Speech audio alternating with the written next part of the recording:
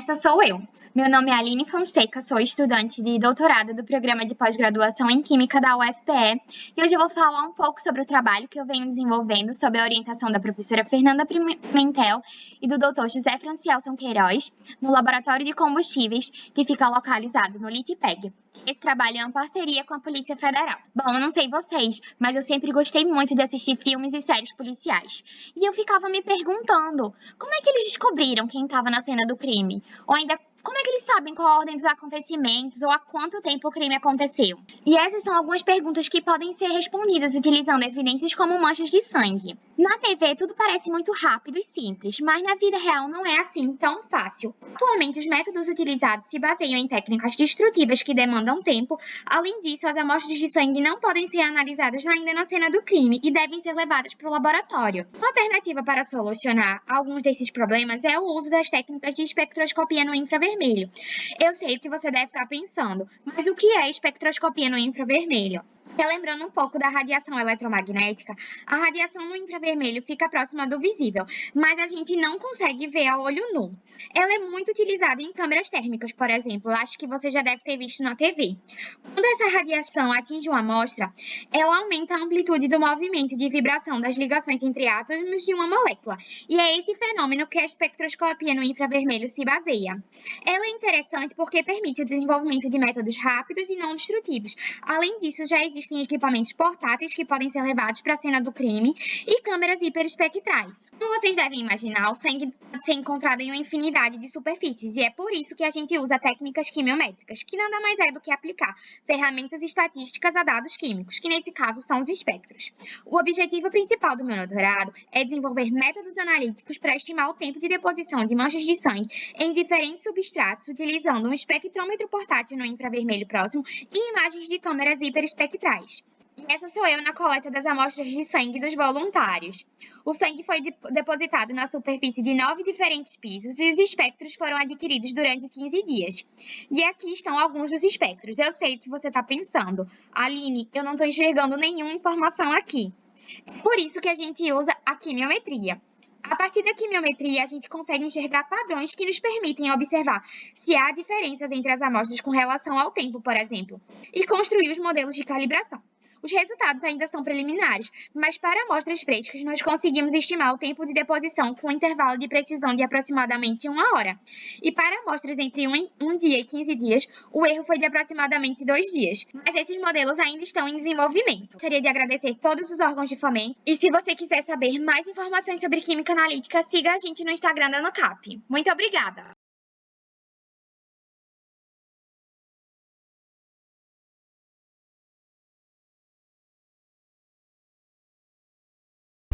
Olá, eu sou a Atala Rebeca, faço mestrado na UFPE, sou orientada pelo professor Mário Cato e hoje eu vou falar um pouco sobre o aproveitamento dos nutrientes de esgotos e lodos tratados para a produção de óleos essenciais.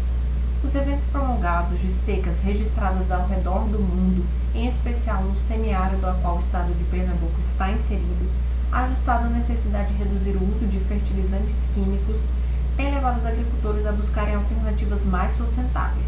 Dentre as propostas, o uso de esgoto e lodos tratados na fertirrigação e na adubação orgânica de cultura se mostra viável.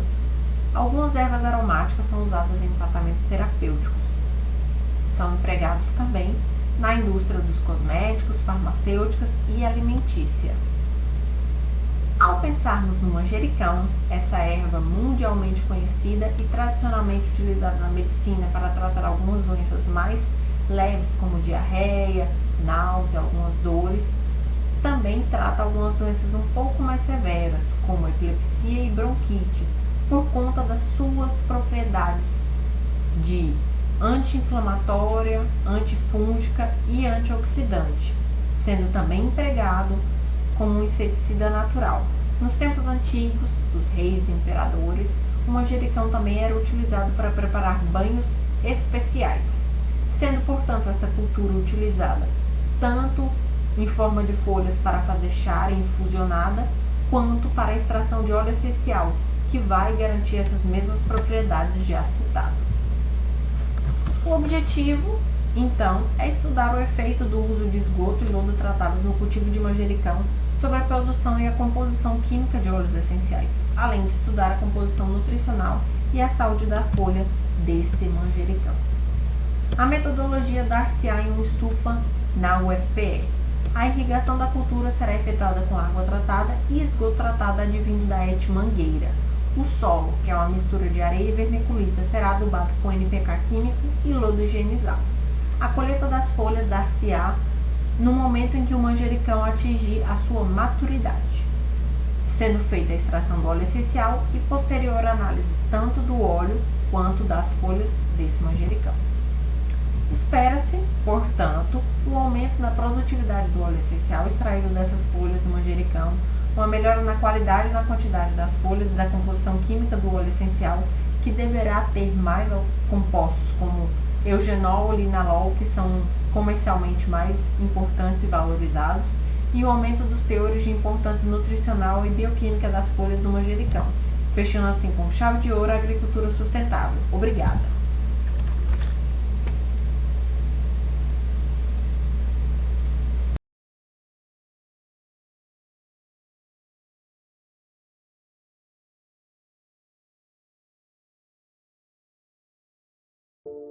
O consumo de plástico está cada vez mais presente em nossas vidas, principalmente em períodos de pandemia, como o da Covid-19, onde o consumo de plástico aumentou drasticamente. Estima-se que a produção mundial de plásticos gira em torno de 400 milhões de toneladas todos os anos, incluindo milhões de garrafas plásticas como essa e 5 milhões de sacolas plásticas. Metade desse lixo a gente utiliza apenas uma vez e depois jogamos fora.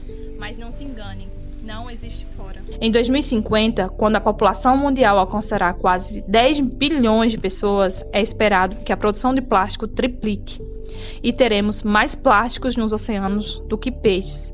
O problema com isso é que hoje apenas 10% da fração de plásticos que é produzido é reciclado. O resto acaba em nossos ambientes e está cobrindo o nosso planeta e nossos oceanos como uma doença.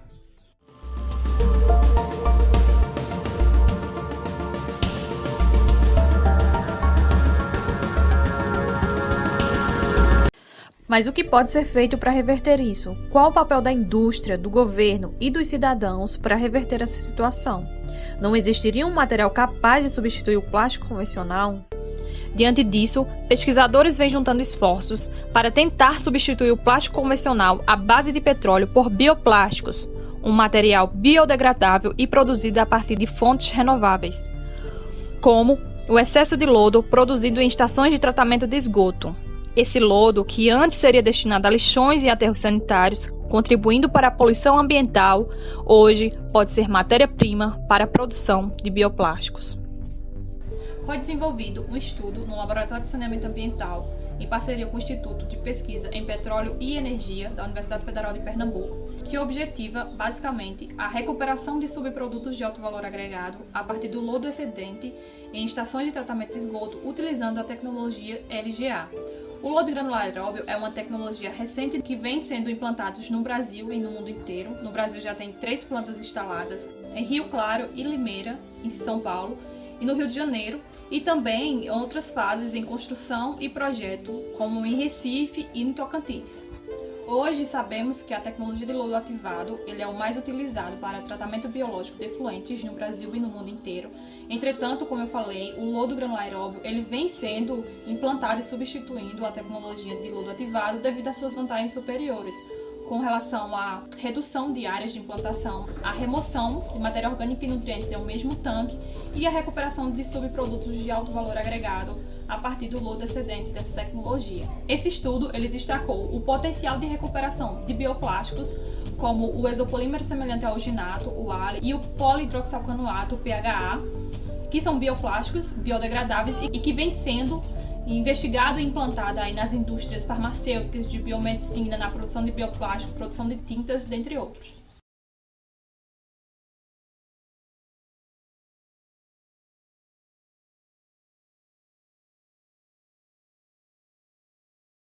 Olá pessoal, meu nome é Hercule Custódio, sou engenheira e mestre em Química, atualmente doutorando em Química. E hoje eu vou apresentar a vocês a biografia de um amigo. Tudo começou quando Zezinho nasceu e o seu primeiro documento foi a certidão de nascimento. Zezinho foi crescendo, precisou de identidade, o RG. Zezinho se formou, entrou na universidade, obteve seu diploma. Zezinho começou a trabalhar, carteira de trabalho. Casou, certidão de casamento. Zezinho obteve uma vida longa e feliz, mas Zezinho faleceu. E então ele obteve o seu último documento, a certidão de óbito. O que todos esses documentos têm em comum? O papel. Quando for necessário atestar a legitimidade de documentos, é de fundamental importância a utilização de técnicas não destrutivas, principalmente em investigação criminal, porque as nossas amostras são evidências, então é necessário preservá-las. Como, por exemplo, a espectroscopia, que também é uma técnica rápida e facilmente encontrada nos laboratórios periciais, e a quimiometria, que utiliza a matemática e estatística, ou seja, são objetivas, que vão atribuir certa confiabilidade estatística, que são características importantes para identificar corretamente o infrator. Então, surgiu o interesse do estudo do envelhecimento artificial e natural do papel para a datação de documentos. Para esse estudo, foram utilizados 2 conjuntos de dados. Para o envelhecimento artificial, os papéis foram submetidos a 3 condições de envelhecimento: alta temperatura, radiação ultravioleta e solar, durante 4 meses. Para o envelhecimento natural, foram utilizados documentos, que são provas e trabalhos da UFPE, armazenados em uma sala, dentro de envelopes, ao abrigo de luz, durante 20 anos. E os espectros foram obtidos no infravermelho médio e tratados no MATLAB. Foram construídos modelos com o objetivo de encontrar uma relação entre os espectros e as datas dos documentos. Os modelos foram para os papéis envelhecidos artificialmente a alta temperatura, radiação ultravioleta e envelhecidos naturalmente. E foram utilizados diferentes pré-processamentos, como um que funciona como filtro que minimiza as diferenças entre os papéis de um mesmo tempo. Mas a otimização dos parâmetros desse filtro ainda está em desenvolvimento. E para concluir, a datação de documentos é um estudo bastante complexo, pois o envelhecimento depende de fatores internos, como a composição dos papéis, e fatores externos, como a condição de armazenamento. E por fim, eu gostaria de agradecer aos órgãos de fomento e a vocês pela atenção.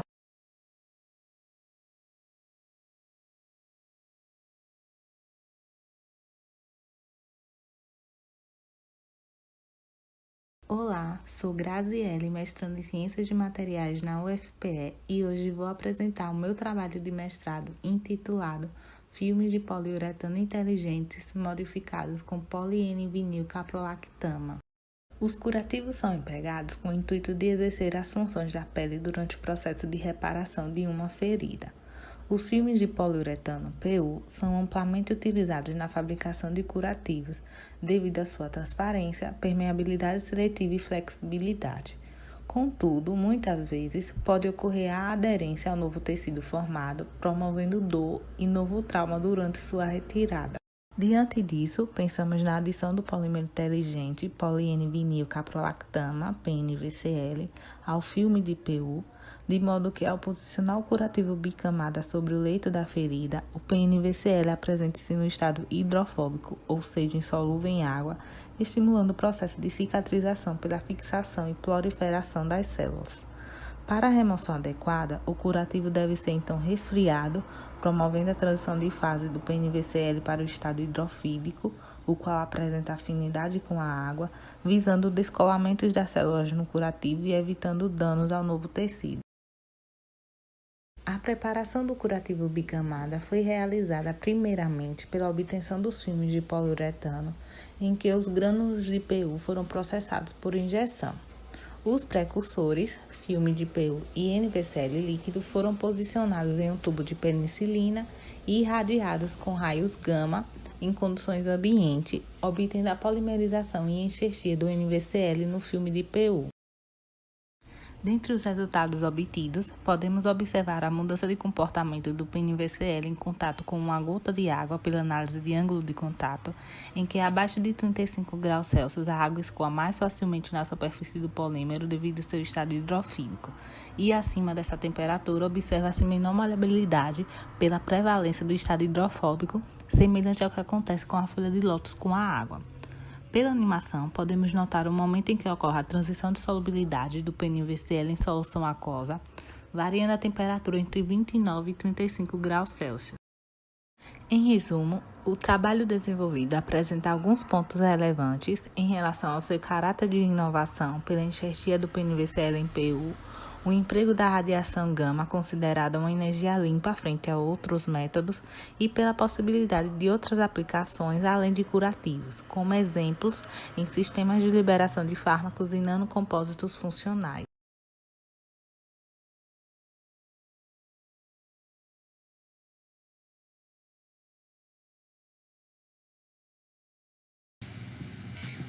Eu sou Juliana Guzmán, geóloga, mestre e atualmente estudante de doutorado em Geociências orientada pela professora Annelise Katia Piovesan. Apresentarei a minha pesquisa intitulada Correlações bioestratigráficas e fasiológicas da fase pós-rift das bacias de Araripe, Tucano Norte e Jatobá, nordeste do Brasil, que faz parte do projeto Artunja financiado pela Petrobras. Artunja, pelo nome das 3 bacias estudadas, Araripe, Tucano Norte e Jatobá, que localizam-se no interior do nordeste do Brasil e registram nas suas rochas a evolução da separação do continente Gondwana nos continentes América do Sul e África e a instalação do Oceano Atlântico Sul. Durante a quebra continental, desenvolveram-se bacias deposicionais e estabeleceram-se ambientes aquáticos onde organismos como os ostracodes do vídeo habitaram. Os ostracodes são animais, artrópodes, microcrustáceos, com seu corpo protegido por 2 válvulas de composição mineral. Ao morrer, o corpo mole entra em decomposição e as suas válvulas são acumuladas e preservadas nos sedimentos.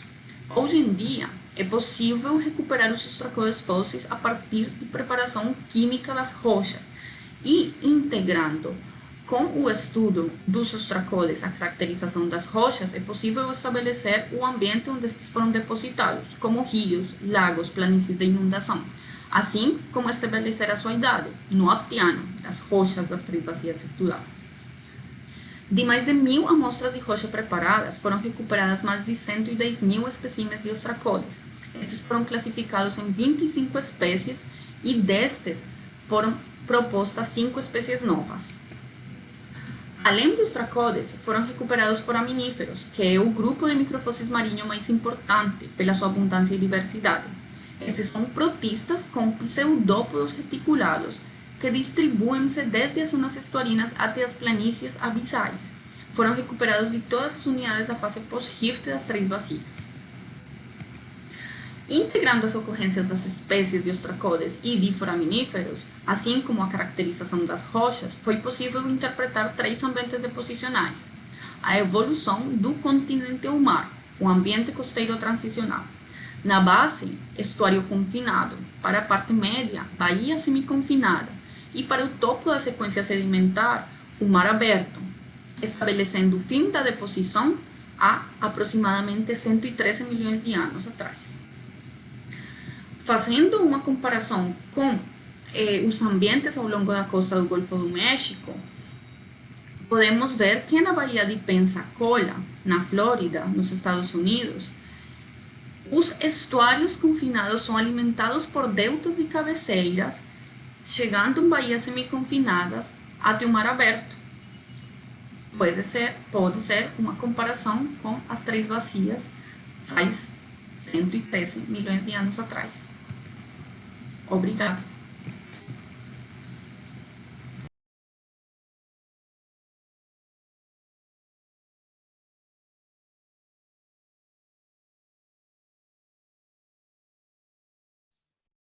Olá, sou Natana, aluna de doutorado, orientando a professora Sábia Gavazza e do professor Jim Spain. Minha pesquisa envolve estratégias para a biorremediação de um site contaminado por compostos nitro e cloroaromáticos. Com o avanço tecnológico dos últimos anos, novos produtos e processos foram desenvolvidos para facilitar a vida humana e melhorar a economia mundial. Entretanto, essas atividades introduziram diferentes compostos químicos sintéticos no ecossistema. Como eles são tóxicos e mutagênicos, representam ameaça à saúde humana e ao meio ambiente. Infelizmente, a natureza não consegue degradar esses contaminantes com a mesma velocidade que a indústria cresce, sendo necessário o uso de técnicas de remediação para restaurar o local contaminado. A biorremediação é uma dessas técnicas e consiste no uso de micro-organismos para decompor os poluentes.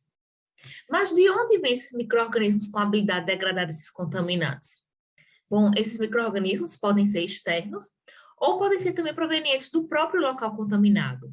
Geralmente, quando um contaminante permanece por muito tempo no ambiente, os micro-organismos se adaptam àquela substância e desenvolvem mecanismos para degradá-los.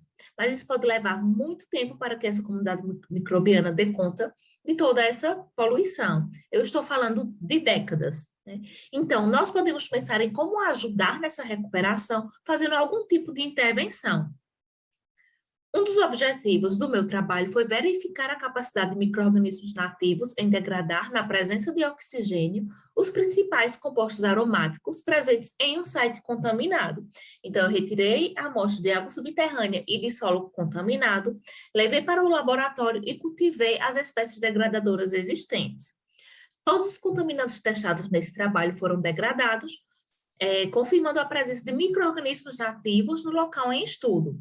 Esses micro-organismos foram identificados através do sequenciamento do DNA, visto que obter conhecimento da diversidade microbiana é crucial para a biorremediação.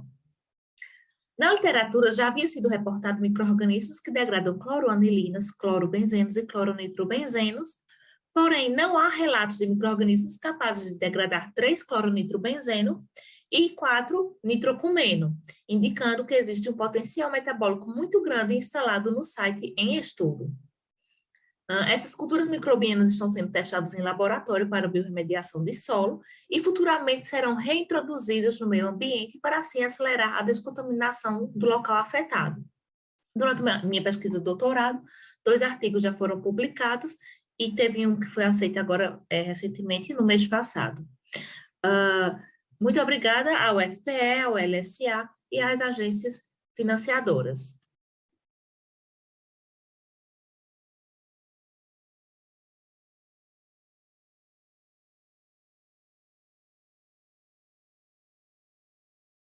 Olá pessoal, tudo bem? Me chamo Natália, eu sou pesquisadora de doutorado na Universidade Federal de Pernambuco. Sou orientada pelo professor Mário Cato e co-orientada pelo professor Fabrício Mottaran. E eu estudo sobre a remoção de oxibenzeno lineacefonato, o LAS, em sistema aquoso e no solo. Esta molécula aqui, vamos entender um pouquinho mais sobre isso? Afinal de contas, o que é o LAS? É um tensoativo aniônico biodegradável. Ele está presente nos detergentes de limpeza doméstica e nos produtos de higiene pessoal de forma geral, como nos shampoos. Atualmente, se estima que 16,6 milhões de toneladas sejam comercializadas em 2022 de LAS, isso mundialmente. Mas afinal de contas, por que estudar a biodegradação do LAS? A gente viu no slide anterior, tem uma alta produção anual desse composto, tem-se demanda por ele e ele vai no esgoto. A gente tem aqui alguns dados da concentração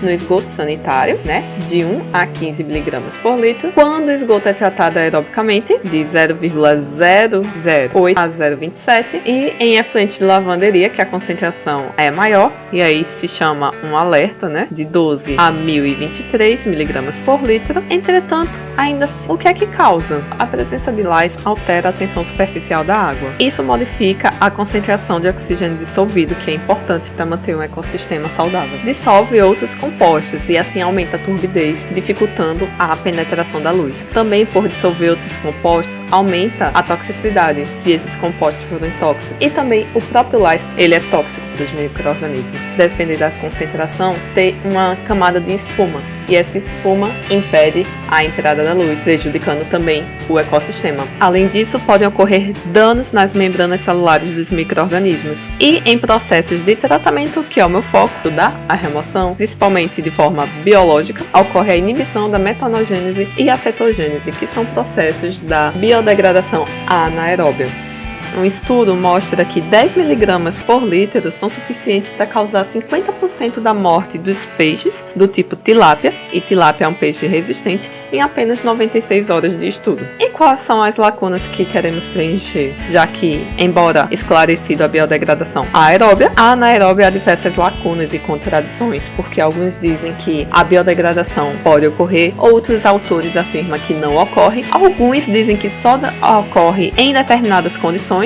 Essas condições seriam, por exemplo, na presença de um co-substrato, podendo ser o etanol ou um extrato de levedura. E aí, o meu grupo de pesquisa, que estuda LAES, visa avaliar diferentes condições anaeróbias para diferentes concentrações de meio mineral, na presença ou ausência de co-substratos, para preencher essas lacunas na pesquisa. Obrigada pela atenção.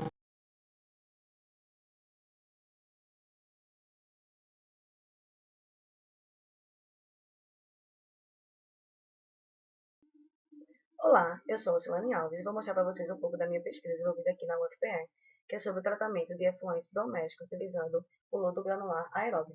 Então, a água do planeta é constituída em água salgada e água doce. A água doce, que está em menor percentual, é o que utilizamos para abastecimento, irrigação, uso doméstico, dentre outros fins. As cidades têm apresentado uma tendência crescente de urbanização e, com isso, traz alguns benefícios econômicos, né? Porém, também está associada à urbanização a alguns problemas sociais e ambientais. Dentre os problemas ambientais, tem o problema hídrico, né? Que com o aumento da população, né, nesses centros urbanos, há um aumento da demanda por água e, consequentemente, há uma maior probabilidade da poluição dessa água. E a poluição, ela acarreta alguns fatores, tais como o encarecimento do tratamento, a redução da qualidade da água, a perda da biodiversidade aquática e alguns problemas socioeconômicos. Com relação às tecnologias de tratamento, existem diversas tecnologias, e dentre elas está o lodo granular aeróbio, que é uma tecnologia recente comparada aos outros sistemas de tratamento, né?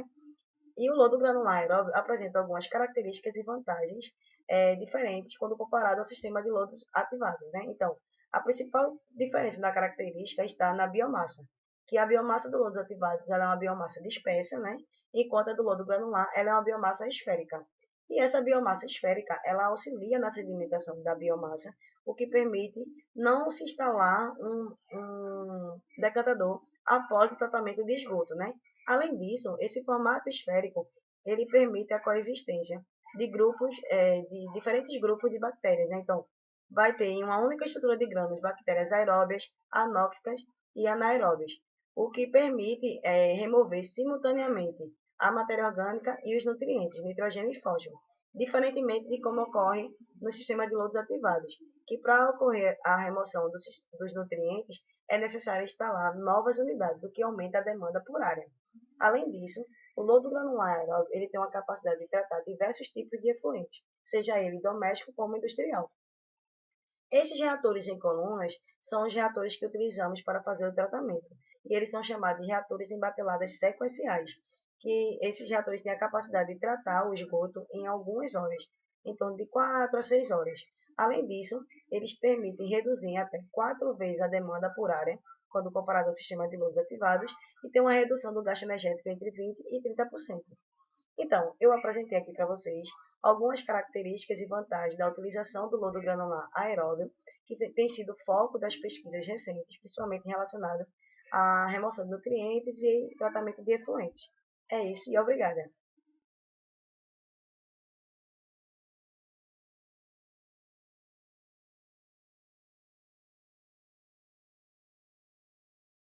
Oi, pessoal. Meu nome é Sofia. Eu sou doutoranda de Engenharia Civil, da área de concentração de Tecnologia Ambiental. Sou orientada pela professora Sávia, da UFPE, e pela professora Elizabeth, da Universidade de Toronto.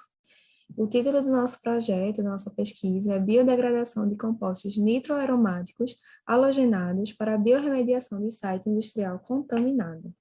Mas o que danado esse título quer dizer?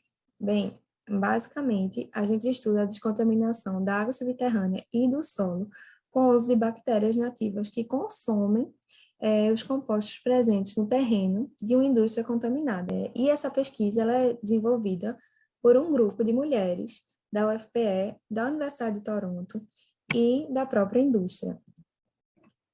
O que a gente tem feito? Né? Então, primeiro a gente precisa de uma fonte de bactérias nativas, que são o solo e água subterrânea da própria indústria. E aí a gente adiciona nas garrafinhas e a gente adiciona também os contaminantes, para que as bactérias comam os contaminantes e respirem também. Como a gente come um brigadeiro e como a gente respira oxigênio, algumas bactérias elas têm a capacidade de comer os contaminantes ou respirar esses compostos. Então, e é isso que a gente quer que elas façam. E aí a gente junta tudo isso e adiciona nessas garrafinhas. O que a gente tem visto, né? Quando esses compostos eles somem das garrafinhas, ou quando a gente vê que a concentração cai, né, é um forte indício de que as bactérias estão degradando, consumindo esses compostos. Então, diante do que a gente já viu, a gente sabe que há degradação desses compostos, há o consumo desses compostos. A gente já conseguiu identificar quais são as bactérias responsáveis por esse consumo e de que elas precisam para continuarem consumindo esses compostos e como elas fazem tudo isso. E aí, com isso, nós podemos entender os processos naturais que provavelmente estão acontecendo no solo, né, e na água subterrânea, porque as bactérias já estão lá. E também a gente pode estimular a degradação dos contaminantes. A gente pode aumentar a eficiência da degradação dos contaminantes, porque a gente sabe do que essas bactérias precisam. E, além disso, a gente consegue também alinhar as nossas descobertas com outras técnicas de descontaminação que a indústria emprega. Com isso, usando tecnologia ambiental limpa, né, e de baixo custo, a gente contribui com a recuperação de áreas contaminadas por compostos muito nocivos à nossa saúde e que contaminam diversos locais no mundo. Então, agradeço a todas e a todos e até a próxima.